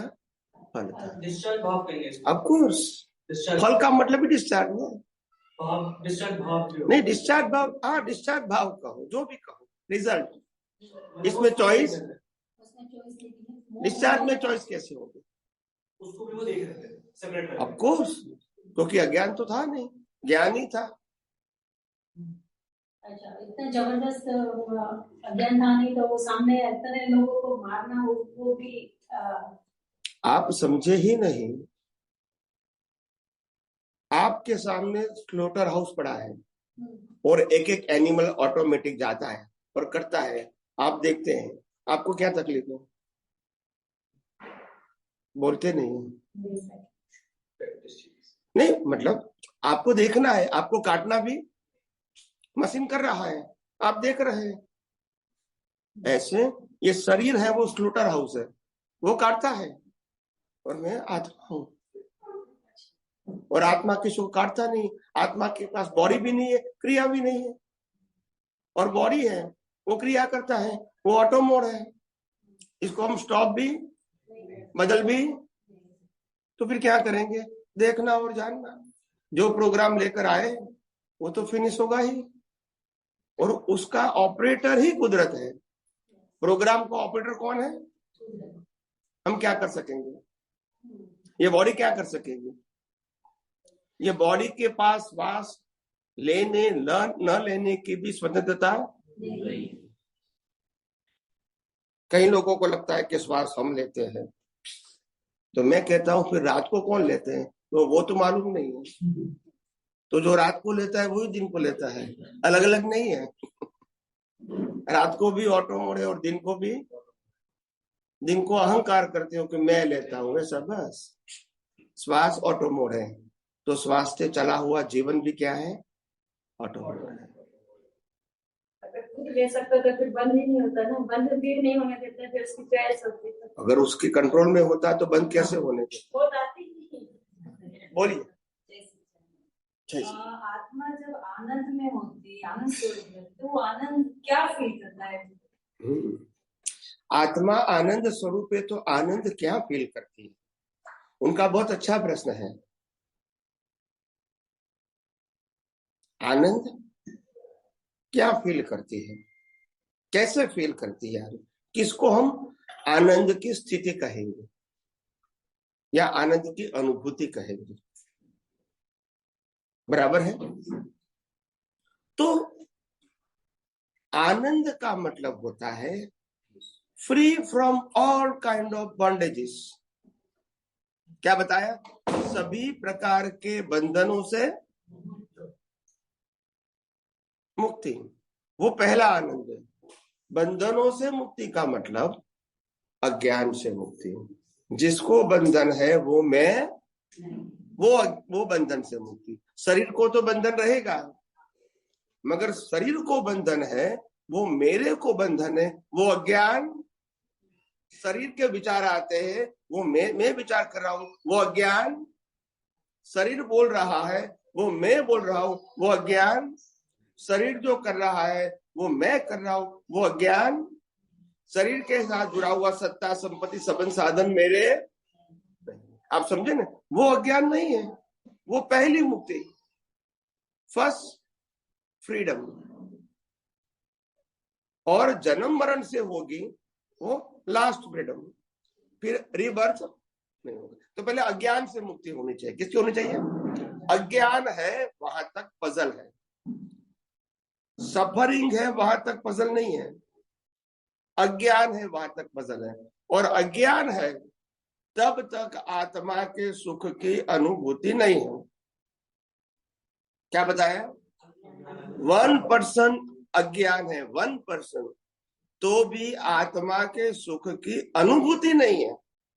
आत्मा का लक्ष्य मजबूत है मगर अनुभूति, जैसे हम अहमदाबाद से बंबई जाते हैं तो 500 किलोमीटर का रास्ता है, 500 किलोमीटर। हम 50 माइल जाएंगे तो भी बंबई दिखेगा अहमदाबाद से। 100 किलोमीटर जाएंगे तो भी बंबई, 250 किलोमीटर जाएंगे सूरत तो भी बंबई। तो क्या रास्ता गलत है? हम 400 किलोमीटर जाएंगे तो भी बंबई, हम 450 किलोमीटर जाएंगे तो भी बंबई, हम 499 किलोमीटर जाएंगे तो भी बंबई। तो क्या रास्ता गलत है? We are very near to Bombay but not Bombay, but when we cross the 500 we are in. Now you understand? So 1% अज्ञान है, वहां तक आत्मा की यानी बंबई की अनुभूति। You are on a right path still. મન જ્યારે આત્મા હારે કનેક્ટેડ થાય ત્યારે બહુ ખુશ થાય અને એ ખુશ થાય એટલે એને એક અટેચમેન્ટ ઇટ મીન્સ એનાથી એ ગાઈડ પણ કરે આત્મા મનને ગાઈડ કરે એ ગાઈડ કરે પછી ઈ જે છે ઈ સ્ટેપ છે ઈ પ્યોર થઈ જાય મીન્સ તમને नहीं, आत्मा का ज्ञान निर्विकल्पी है और संसार का ज्ञान विकल्पी है, और व्यक्ति विकल्पों में फंस जाता है। आत्मा का ज्ञान आपको निर्विकल्पी बनाता है। क्या बनाता है? विकल्प खड़ा ही नहीं होने देता। क्यों? एग्जाम्पल दो। मन में तकलीफ है, जबान में तकलीफ है, क्रिया में तकलीफ है, यानी जो करना चाहते हैं वो नहीं कर सकता है, शारीरिक तकलीफ है, आर्थिक तकलीफ है, सामाजिक तकलीफ है, बहुत सारा टेंशन है, डिप्रेशन भी है, रिलेशन भी अच्छे नहीं है, ऐसे सब प्रॉब्लम है। बट आत्मा कहता है तू शरीर ही नहीं है। तो फिर पजल सफरिंग है, पजल। Now you understand? तो आत्मा निर्विकल्पी बनाता है और संसार विकल्पी बनाता है। विकल्पी का कोई सॉल्यूशन, एक विकल्प को छोड़ के दूसरा विकल्प देके, दूसरे को छोड़ के तीसरा, मगर निर्विकल्पी तो आत्मा निर्विकल्पी बनाता है और बुद्धि विकल्पी बनाती है। बोलिए। तो भक्ति क्या है? भक्ति से प्रेम होता है जो भगवान के साथ, तो फिर निर्विकल्पी है तो फिर कोई कनेक्शन आप भगवान को आप जब प्यार करते हो तो आपको अटैचमेंट होता है उससे, वो आगे की बाकी की दुनिया की बात नहीं है। भगवान से आप जब प्यार करते हो तो आप अटैच होते हो उससे, आपको गाइड करते हैं भगवान। मगर हमने भगवान को पहचाना ही नहीं है ना। हम तो भगवान रूप वाले को भगवान कहते हैं, नाम वाले को भगवान कहते हैं, जन्म मरण वाले को भगवान कहते हैं, टेम्पररी को भगवान कहते हैं। तो ये तो हमारी परिभाषा ही गलत है, और वो तो सबके अलग अलग है। यूनिवर्सल ट्रूथ में तो एक ही गॉड है और वे प्योर सोल जो सबके अंदर है। माने उसके अंदर भी है, नहीं माने और एक ही क्वालिटी का है। भगवान की क्वालिटी भी अलग नहीं है और भगवान का अस्तित्व सब में है। जहां जीव है वहां शिव है, जहां प्रकृति है वहां परमात्मा है। मगर हमने तो भगवान का एक आइडल बना दिया कि ये फॉर्म ही भगवान का है। ये प्रेम स्वरूप नहीं है, ये भक्ति स्वरूप है, मगर ये भ्रांत भक्ति है जो पुण्य बनाती है। मुक्ति आत्मा की भक्ति से मुक्ति है, और ऐसे समर्पणों की भक्ति से पुण्य है, मगर मुक्ति नहीं है। क्योंकि राम कृष्ण महावीर ने भी आत्मा की भक्ति किया था और हम राम कृष्ण महावीर की भक्ति करते, ये गलती है। गलती का मतलब मुक्ति नहीं मिलेगी, पुण्य तो जरूर मिलेगा, मैं मना नहीं करता हूं, एक स्टेप है, मगर ये स्टेप को अल्टीमेट मान लिया वो आपकी गलती है। और इसलिए भगवान की माना हुआ भगवान की भक्ति छोड़ दो, ये मेरा कहने का मतलब नहीं है, मगर उससे आगे बढ़ो, यहां से आगे बढ़ो, क्योंकि ये हमारा स्वरूप नहीं है, ये हमने माना हुआ स्वरूप है। हमारा स्वरूप स्व है और हम भक्ति करते हैं पर की। आप समझे? तो कृष्ण भगवान ने कहा कि स्वधर्म और परधर्म। परधर्म भयावह, क्या बताया? परधर्म भयावह। हमारा तो स्वधर्म है। स्वधर्म मतलब आत्मधर्म, और पर धर्म मतलब प्रकृति का धर्म। तो प्रकृति का धर्म कोई भी हो सकता है, इसमें हमको इन्वॉल्व होने की जरूरत, क्योंकि ये पाप पुण्य का मार्ग है, ये हमारे आत्मा की अनुभूति का मार्ग और ये जन्म मरण के चक्कर में घुमाने का मार्ग है। अगर आप इसमें फंसे रहोगे तो कभी खुद की अनुभूति नहीं होगी। समझ में आया?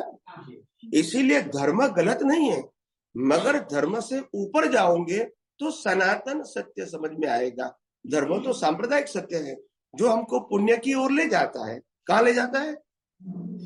मगर पाप पुण्य से खत्म करने का रास्ता नहीं दिखाता।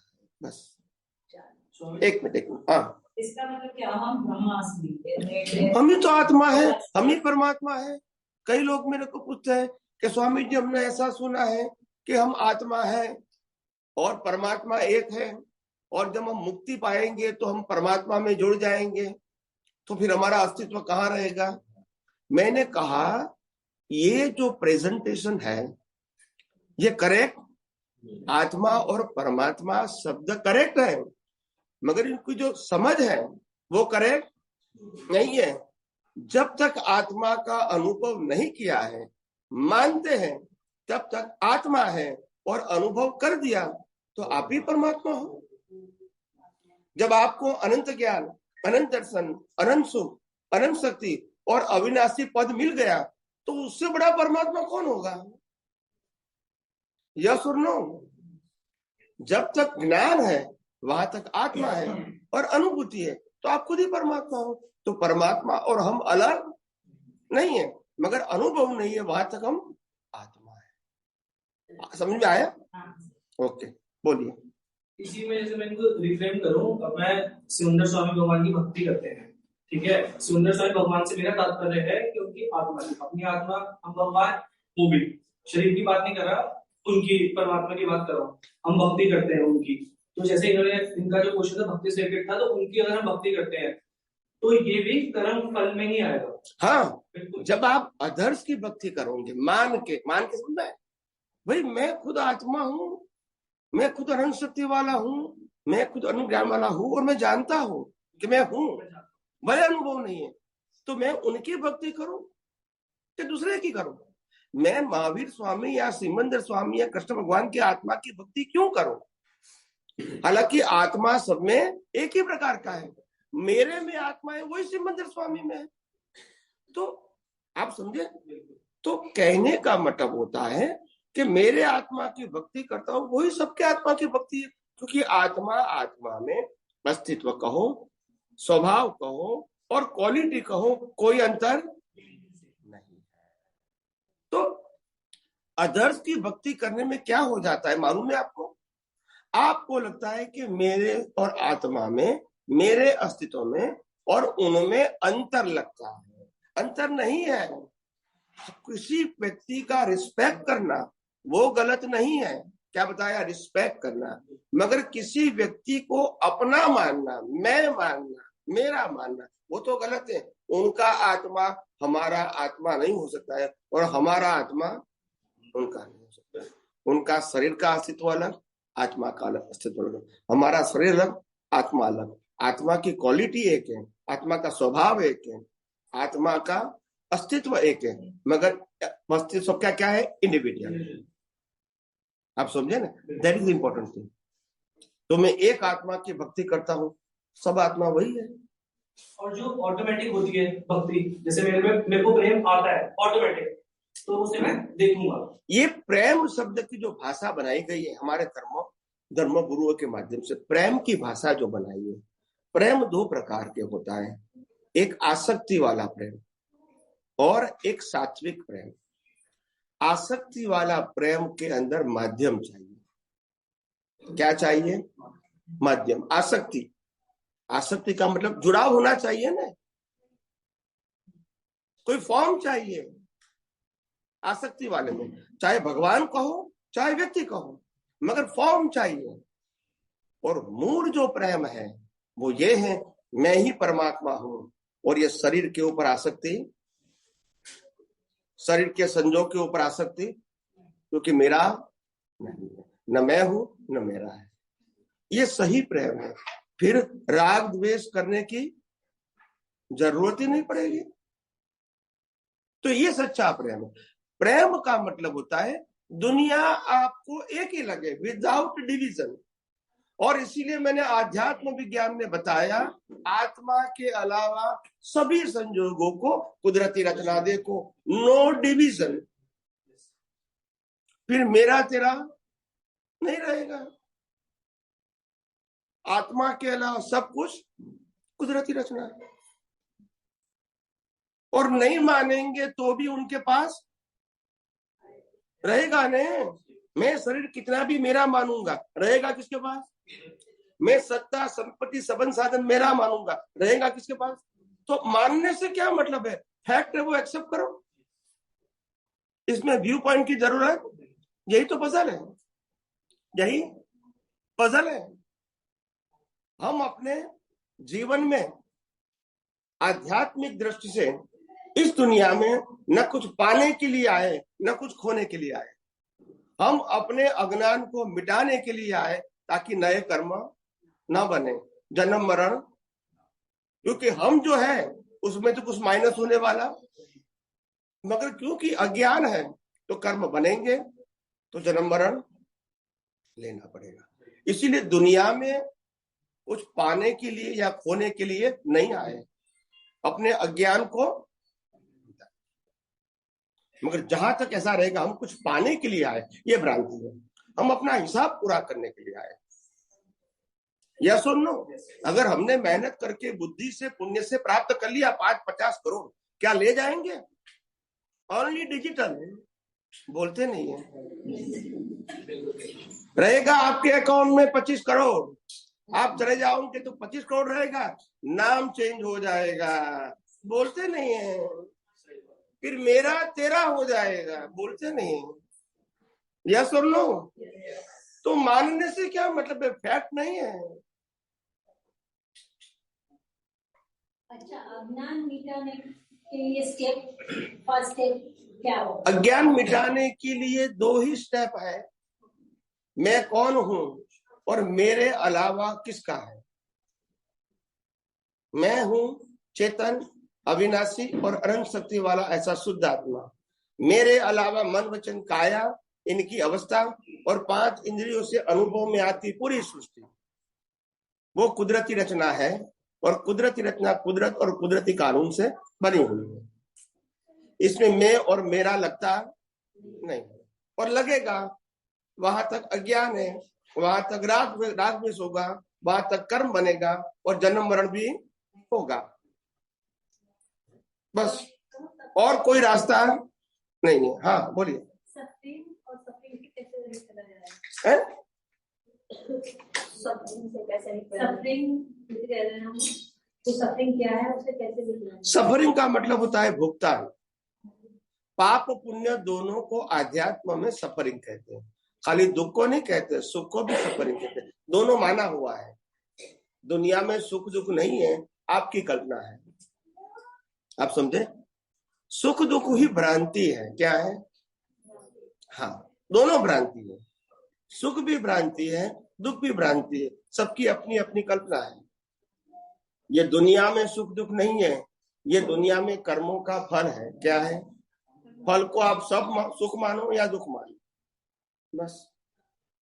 जब हम बचपन में होते हैं, छोटी अवस्था में होते हैं, तो हम तो यही सोचते ना, यदि हमें प्यार मिला तो हम अच्छे हैं, और यदि हमें किसी ने डांट दिया या कुछ ऐसी बात कह दी तो हम बुरे हुए, हमें ऐसा नहीं करना है। तो वैसे ही जो समाज कर रहा है कि जिन बातों को वो अच्छा कह रहा है तो हमको वही करना शुरू कर देते हैं, और अब ये भूल जाते हैं कि हम भी सही हो सकते हैं, यदि हमें उनकी निगाह में गलत किया। नहीं, ये सोचने की जरूरत ही नहीं है। जब शरीर ही हम नहीं है तो तो अज्ञान है, तो फिर भुगतना पड़ेगा। क्या करेंगे? जब लोन है तो पेमेंट करना पड़ेगा। लोन ले लिया है, क्या करेंगे? लोन पे मकान तो ले लिया 5 करोड़ का, बोला अभी पैसा नहीं तो क्या करो, तो वापस दे दो या लोन भरो। No option. आपने कर्म की लोन लेकर आए दुनिया में, पाप और पुण्य के कर्म की, ठीक है? यू हैव टू पे आइदर क्रेडिट और बोथ आर योर पेमेंट। सुख भी भुगतान करना पड़ेगा, दुख भी भुगतान करना पड़ेगा। सुख भुगतान लगता नहीं है मगर है, आप समझे ना। बस कोई भी चीज जो आपको पसंद है, जैसे लोग शादी में जाते हैं या बर्थडे पार्टी, आवाज नहीं, साइलेंस प्लीज। जो लोग शादी में जाते हैं, बर्थडे पार्टी में जाते हैं, ठीक है, बड़ी बड़ी पार्टी में जाते हैं, तो इतना मेकअप करके जाते हैं। लेडीज जेंट्स दोनों की बात करता हूँ, इतना मेकअप करके जाते हैं। और मेकअप में आश्चर्य तो ये होता है, जो मेहनत करता है वो देखता नहीं है, बोलते नहीं है। नहीं समझ में आया? और आपको कहेंगे कि ये मेकअप का आपको 365 डेज करना पड़ेगा, आपको सुख लगेगा दुख? बताइए मेरे को। आनंद की चीज नहीं है, ये मोह है। मोह समझते हैं ना? We are not museum. Museum समझते हैं ना? People are only looking not buying, बोलते नहीं है। वो देखते हैं, खरीदते नहीं है। तो हम म्यूजियम थोड़ी है, लोग देखते रहे हमारे सामने। आप समझे कि नहीं? तो ये मोह है। क्या है? ये अज्ञानता का मोह है। आप समझे ना? अगर ये प्रकृति करती है, भले करती है, ये कर्म का फल है। हमको लगना चाहिए कि ये प्रकृति का स्वभाव है, मेरा स्वभाव नहीं है, और न ही मैं उसमें इन्वॉल्व हूं। I am really happy with my original स्वरूप, दैट्स इट। और प्रकृति को सुख लगता है तो बराबर है, मेरा अभिप्राय इससे जुड़ा हुआ नहीं, ये खत्म हो गई बात। मगर प्रकृति का स्वभाव मेरा स्वभाव हो गया तो फिर गलती किसकी है? तो मेरी गलती है। प्रकृति की गलती मेरी गलती तब बनेगी मैं प्रकृति के साथ। लेकिन हम तो अभी कह रहे हैं ना कि हम तो खुद से लेके आते हैं, वही हम कर रहे हैं। हाँ, तो अभी हम ये सीख रहे हैं कि यदि हमने गलती किया तो फिर आपको उसको भुगतान करना पड़ेगा। तो वही आचरण में यदि हमारा आचरण अच्छा हुआ या बुरा हुआ उसके आधार पर तो इस जीवन में है, तो परिणाम तो हमें उसी तरीके से मिलता है। हाँ, तो कर्म का फल तो मिलता है ना, तो क्या? कर्म कब किया? इसी जीवन में। माँ बाप किसे क्यों मिला? माँ बाप क्यों मिला? पालना के लिए, है? नहीं, क्यों मिला? मगर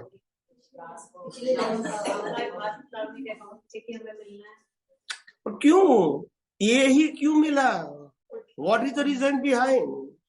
मैं रीजन की बात करता हूँ, क्यों मिला? कर्म कब किए थे? तो बात वही हो गई, पहले के कर्म आज के भुगतान। और आप इसको कर्म बोलते हैं, कर्म नहीं बोलो, कर्म फल बोलो। जन्म से मौत तक हमारे मन वचन काया से जो कुछ भी होता है वो 100% कर्म फल है, वो कर्म नहीं है। कर्म दिखता नहीं है और दिखता है वो कर्म नहीं है। समझ में आया? कर्म कर्म is not physical, feasible and visible. कर्म फल is visible and feasible, line of demarcation. समझ में आया? गोल गोल करने की जरूरत नहीं। कर्म कभी दिखेगा ही नहीं, फिजिकल है ही नहीं, और जो दिखता है वो कर्म नहीं है। कर्म बीज नहीं दिखेगा, बीज के ऊपर फल आएगा तो देखेगा। बीज तो जमीन के अंदर है। यस कि नो? हम फल को ही बीज मानते हैं, ये गलती है हमारी। और फल जो है वो भुगतान के लिए होता है। क्या होता है? मगर नया बीज नहीं डालेंगे तो नया फल, खत्म हो गई बात। नया बीज डालेंगे राग बीज करके तो फिर नेक्स्ट बर्थ में फल बस। मुझे जो आपने सत्संग में बोला, मुझे एक शब्द जो बचपन से मेरे को परेशान कर रहा था, आज मुझे सोल्यूशन मिला कि आपने बताया था कि जो कर्म का भाव होता है, कर्म का भाव से कर्म बनते हैं। तो मेरी प्रश्न बहुत बड़ा सही वाला बचपन से ये था तो अभी तक मैं सोचती थी जैसे मतलब अर्जुन को ध्यान दिया या राम को ध्यान दिया, तो जब हम कर्म फल की तरफ हम भाव की तरफ देखेंगे, जो भी हो रहा है वो तो फिर कर्म फल ही है। तो वही तो मैं कहता हूँ, कर्म फल का फल नहीं आएगा, मगर फल के अंदर अटैच होंगे तो नया बीज पड़ेगा, इसका फल। मगर कर्म फल को फल ही देखा, क्या देखा? ये मेरा है, मैंने भुगतान किया, ये पुण्य है, ये पाप है, ऐसे देखने की जरूरत। This is the only suffering, no opinion good and bad. समझ में आया? ये सफरिंग है, और ये सफरिंग आ रहा नहीं है, जा रहा है। Every day our life is finish at every 24 hours. Yes और नो? जो फिनिश हो रहा है, इसको फिनिश करना है, अपने आप हो रहा है, मगर इसमें अटैच बस ये देखते जाओ। क्या बताया? विदाउट अटैचमेंट देखते जाओ, everything is pass and you are stable as a observer. You are not passing, you are stable as an observer, so that you know the all circumstances. संजोग को नहीं जानते, आप जानते हो, क्योंकि आप सभी संजोगों के साथ हाजिर थे। Now you understand? But आप हाजिर कैसे थे? अटैच होके। That's your mistake. हमको डिटेच होके जानना था कि ये संजोग जा रहा है। आप समझे? और दूसरी बात ये, एक मिनट, और दूसरी बात ये है, आज डेट कौन सी हुई? 28 फरवरी 2025, 27 फरवरी 2025, और इसके पहले समय के लिए we all are expired. Yes और नो? कुदरत ने भी अपने बुक्स में से अपना कर्म क्या कर दिया?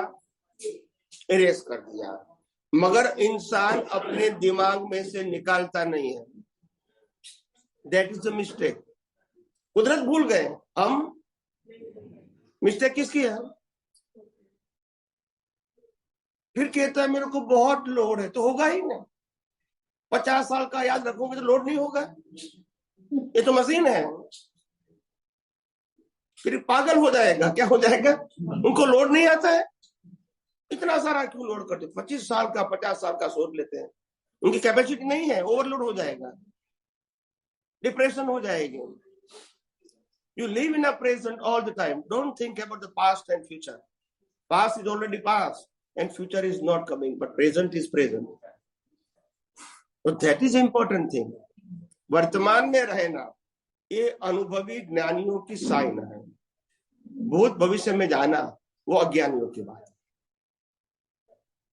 यस, आत्मा अनुभव कैसे हो? आत्मा का अनुभव कैसे प्राप्त? हाँ, आत्मा का अनुभव कैसे प्राप्त होगी? हाँ, बैठिए, मैं बताऊं, बैठ जाइए। देखो, आत्मा का अनुभव हर एक व्यक्तियों को 24 आवर्स होता है, खाली मालूम नहीं है। क्या बताया?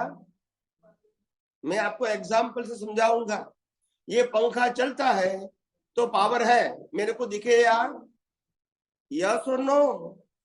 यस और नो? तो मेरा श्वास चलता है तो आत्मा है, भले मेरे को नहीं दिखे। आत्मा नहीं है तो श्वास होगा? तो प्रमाण तो है, खाली क्या करना है? अनुभव करना है। समझ में आया कि नहीं? मेरा श्वास चलता है क्योंकि आत्मा नहीं है तो श्वास चलेगा? तो प्रमाण तो है। अनुभव करना है कि शरीर के आधार से आत्मा है कि आत्मा के आधार से शरीर है। बताइए। और हम क्या मानते हैं? ये हमारी गलती है। हमारी हाजिरी में ये मन वचन काया चलता है। मन वचन काया की हाजिरी में हम नहीं है, इसको जलाने के बाद भी हम हैं, और इसका जन्म के पहले भी हम थे। तो वैल्यू हमारी होनी चाहिए या टेम्पररी की? और करते हैं किसकी? तो अनुभव किसका होगा? That is ignorance, that is ignore, ये अज्ञान है। समझ में आया? वो है, वो अज्ञान नहीं है। इसको मेरा मानना ये अज्ञान है, ये मैं हूं मानना वो अज्ञान है। वो है, वो अज्ञान नहीं है, वो कर्मों का फल है और फल है वहां तक रहेगा, मगर ये मैं हूं, मेरा हूं, ये मानना अज्ञान है। ये मेरे को हो रहा है ये मानना अज्ञान है। शरीर को हो रहा है, हम कहाँ मानते हैं? ना कहते हैं। लोग कहते हैं कि ये मेरे माता पिता नहीं है, मैंने कहा है, शरीर का है, आत्मा का नहीं है, बोलते नहीं है। मेरा मतलब किसका? आत्मा का है। तो शरीर का कौन नहीं बचा है? पर तुम आत्मा हो, तुम कहें मेरा माता पिता नहीं है, शरीर का है, कौन मना करता है? बोलते नहीं है। ये हस्बैंड वाइफ किसके? आत्मा के हैं, शरीर के हैं, मगर शरीर का है वो मेरा नहीं है। तो इसमें क्या तकलीफ है? हमको आत्मा का अनुभव करना है ना, शरीर का। तो शरीर के सत्ता संपत्ति संबंध साधन मेरा है भी नहीं और हो सकता भी, ये तो मानना पड़ेगा ना। वो है उसका प्रश्न नहीं है, मेरा नहीं है वो प्रश्न है। जब तक हिसाब है तब तक रहेगा। इसमें मेरे को क्या तकलीफ है? मेरा मानना वो तकलीफ है। आप समझे? समझ तो आता है लेकिन अनुभव में क्यों नहीं आता? वही बात है जो वेदांत में लिखा है। नेति नेति शब्द सुना है, इसका मीनिंग क्या है? नेति नेति का मीनिंग क्या है?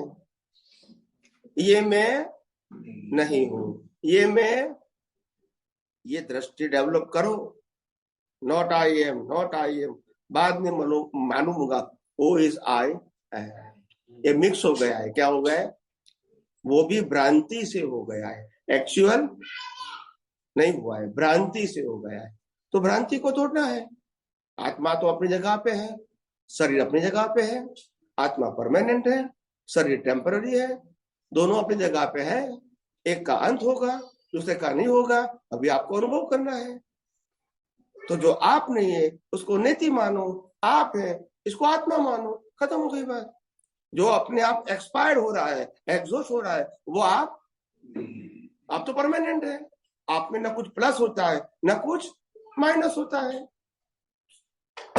ये आपको पहले ये समझना चाहिए, because I am everything is here. अगर शरीर नहीं, आत्मा नहीं है तो शरीर है? आत्मा नहीं है तो संपत्ति है, आत्मा नहीं है तो संबंध है, आत्मा नहीं है तो साधन हमारे हैं, सब कुछ है क्योंकि। मगर सब कुछ होने के बाद आत्मा नहीं है तो बात समझने की तो करता हूं। मैंने त्याग की कहां बात किया? त्याग नहीं करना है, अज्ञान को मिटाओ, इससे बड़ा कोई त्याग। मालिकी भाव, कर्ता भाव, भोक्ता भाव, देहाद्यास छोड़ दो, इससे बड़ा कोई त्याग। त्याग करने से त्याग नहीं होता है। जब तक अज्ञान है तब तक त्याग किया है वो भी आप अज्ञानता से ही कर सकते हैं, क्योंकि आप समझते हैं मैं मालिक हूं इसीलिए त्याग करता हूं। क्या बताया? जो चीज कुदरत देता है, कुदरत ले लेता है, इसको त्याग करने की जरूरत क्या है? ये शरीर कुदरत ने दिया तो ले भी, ये सत्ता संपत्ति संबंध साधन कुदरत ने दिया तो वो ले लेगा। इसमें त्याग करने की जरूरत क्या है? मैं जो हो रहा है उसमें से मालिकी भाव, कर्ता भाव, भोक्ता भाव, देहाद्यास निकाल दूं, वो त्याग है। अवस्था को बदलने की जरूरत, और बदल सकते भी। समझ में आया? समझ में आया? आत्मा है तो सब कुछ है। हम क्या मानते हैं? सब कुछ है तो आत्मा है। ये उल्टा मानते हैं। समझ में आया? ये जन्म जीवन मृत्यु शरीर का है। आत्मा की अनुभूति अज्ञान को नाश करने से होगा। कौन सा अज्ञान? मैं शरीर हूं, वो अज्ञान। मैं मन वचन काया हूं, दूसरा अज्ञान। मैं मन वचन काया को चला रहा हूं, तीसरा अज्ञान। सत्ता संपत्ति सबन साधन मेरा है, चौथा अज्ञान। जन्म जीवन मृत्यु मेरा है, पांचवा अज्ञान। सुख दुख की भुगतान मैं कर रहा हूं, छठा अज्ञान। तो ये अज्ञान को निकालने की जरूरत है, अवस्था को बदलने की जरूरत। समझ में आया? वैराग्य का अल्टीमेट मीनिंग यही है। वैराग्य का अल्टीमेट मीनिंग यही है। वैराग्य का मतलब होता है आपकी दृष्टि में से मालिकी भाव, कर्ता भाव, भोक्ता भाव और देहाद्यास की बिलीफ खत्म हो जाए, वो वैराग्य है। मतलब सिर्फ वैल्यू फिर बाद में आत्मा की ही रहे, और कोई ऑप्शन है नहीं आपके पास। जब देहाद्यास की दृष्टि खत्म कर दिया, मालिकी भाव, कर्ता भाव, भोक्ता भाव दृष्टि में से खत्म कर दिया, भाई भले शरीर रहे, सत्ता संपत्ति साधन रहे, मगर आप जब डिटैच हो गए, वही तो वैराग्य है। त्यागे सो आगे, त्याग करने से तो आगे मिलेगा। विज्ञान समझ में आता है और समझने के बाद अनुभूति भी होती है, मगर वो टाइम टू टाइम किसी टाइम बिल्कुल से चला जाता है। तो उस समय लगता है कि हमारा उदय कर्म है, हम अपने उसमें तो जागृति जब आती है उतने टाइम में जो हमसे गलती होती है उसे कैसे अपने को बैलेंस, मतलब बाद में देख सकते हैं ना कुदरती रचना। बस ये रहता है ना कि क्षोभ हो जाता है मन में कि भाई इतना समझने के बाद इतना मतलब हर चीज देखो हर चीज में ज्ञान या दृष्टि पाने के बाद मैच्योरिटी होने में समय लगता है। It's required the practice and time. In a spiritual path there is no physical speed, you have to go slowly, steadily and silently go ahead. या स्पीड नहीं देखेगी, it is a internal process, not out. ये बाहर की प्रक्रिया अंदर की है, और दुनिया को देखेगी ये खुद को अनुभव करने की बात है। तो दुनिया कहे या ना कहे, हमको क्या फर्क होगा? नहीं, ये तो अनुभव करती हूं, जो काम तो इसीलिए धीरे धीरे होगा, स्पीड नहीं होगी। पेशेंस की जरूरत है, स्टेबिलिटी की जरूरत है, कॉन्शियस की जरूरत है। आप समझे? धीरे धीरे हम आगे बढ़ेंगे। आगे बढ़ेंगे मीन्स धीरे धीरे हम अज्ञान को खत्म करेंगे। पहले अज्ञान को समझना है अपने जीवन में, शब्दों के माध्यम से नहीं, अपने जीवन में। कि ये विचार आए और मेरे को लगा ये खराब विचार है, हमको मालूम होना चाहिए ये विचार मन का स्वभाव है और मन शरीर का है, और मैं शरीर से मुक्त ऐसा शुद्धात्मा हूं, तो मेरे को इसके साथ ओपिनियन की जरूरत खत्म हो गई बात। You are separate. तो इसमें कोई चमत्कार की बात, मगर ऐसे सेपरेट फील करना पड़ेगा। ये शब्द ज्ञान नहीं है। Spiritual science is a science of experience. It is not knowledge, it is not information. Knowledge information तो किताब में से मिलेगी, अगर प्रैक्टिकल लाइफ में रियलाइज नहीं करोगे तो साइंस नहीं है, इट्स अ थियरी। ये अनुभव करने के लिए तभी मैं विज्ञान कहता हूं, नहीं तो नॉलेज है। हाँ बोलिए। हमें जो जीवन मिला है उसमें सुख दुख सब हम मानते हैं कि हमारे पूर्व जन्म के कर्मों का फल है। तो फिर हम इस जीवन में अगर दुख आते हैं तो विख्यात देवी देवता ये सब मानते हैं, चमत्कार मानते हैं, और उससे हमें सुख मिल भी जाता है। तो ये सही है? भ्रांति है, ये भ्रांति है। फिर भी लोग करते हैं और भले करें, इससे हमें सुख मिल गया। दुनिया अज्ञान से चलती है, और जिसका अज्ञान चला गया उसमें दुनिया में रहने का अधिकार कुदरत नहीं देती।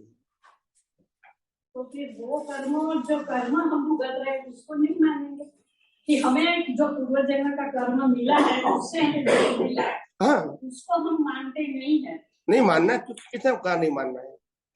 दुनिया नहीं मानती है। दुनिया कहती है कि हमें तो दुख उससे, तो हम ये देवी देवता मिथ्या तो सबको मानते, पूजा पाठ करते, तो हमें शांति मिल जाती है तो पूजा पाठ करवाते हैं। तो ये सही है क्या? बिल्कुल भ्रांति है। तो क्या करना चाहिए? बैठो बताओ मैं। पहली बात यह है कि कोई भी सिद्धांत समझो, पहले ये शरीर कुदरत का है फर्स्ट,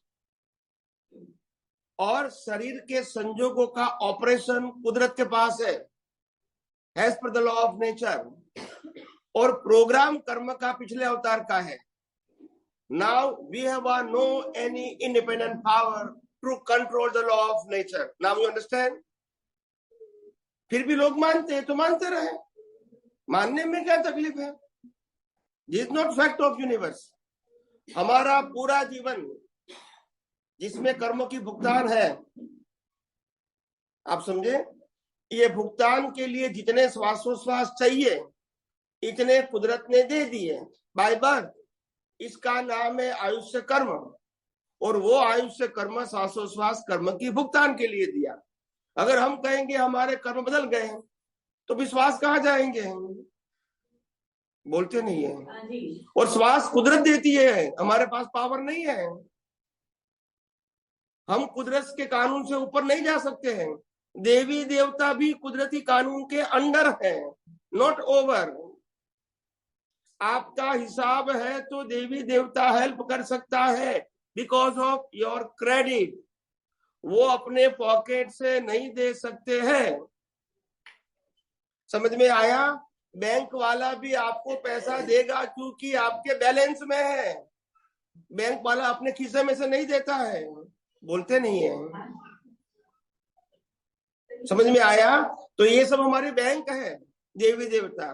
क्रेडिट है तो मिलेगा, नहीं तो नहीं मिलेगा। और हम उनको ही जज देते हैं कि नहीं उनकी वजह से हुआ। वो तो बोल सकते हैं ना, भ्रांति भ्रांति में तो ऐसा बोल सकते हैं ना। भ्रांति क्यों बोलते हैं? हम नहीं बोल सकते कि बैंक वाले ने हमको पैसा दिया, हमारा काम हुआ, नहीं दिया हो तो नहीं मिलता, नहीं बोल सकते। मगर ऐसा है, आपका ही आपको मिला है, तो भ्रांति में कुछ भी बोल सकते हैं। कौन मना कर सकता है? कोई भ्रांति में बोले तो हम क्या कर सकते हैं? उनकी मर्जी। तो फिर लोग दुखी क्यों होते हैं? अगर हम मानते हैं कि हमारे कर्मों का ये पूर्वजन्म, फिर भी दुखी क्यों होते हैं? क्योंकि समझते नहीं है। क्या नहीं है? सब कुछ होते हुए भी दुखी नहीं होते हैं। बोलते नहीं है। क्यों नहीं? सब कुछ होते हुए भी दुखी क्यों होते हैं? नहीं, कर्मों की वजह से नहीं, अपनी अज्ञानता की वजह से। ये दुनिया में, सुनो मेरी बात, ये दुनिया में व्यवहार दृष्टि से, बिल्कुल ध्यान से सुनो, ये दुनिया में व्यवहार दृष्टि से, मतलब इंद्रिय दृष्टि से, कोई भी व्यक्ति सुखी नहीं है। कोई भी नहीं। रामकृष्ण मावी भी सुखी नहीं व्यवहार दृष्टि से। उनको परेशानी हमारे से ज्यादा थी। बोलते नहीं है। समझ में आया? कोई सुखी नहीं है। कुछ इसीलिए नहीं है, ध्यान से सुनो, उसमें एक ही सेंटेंस है, क्यों सब दुखी है व्यवहार दृष्टि से? क्योंकि जो पसंद होता है वो मिलता नहीं है, और जो मिलता है वो पसंद नहीं है। बोलते नहीं है। अब जो पति को भी जो मिलता है वो पसंद, भी क्या करेंगे?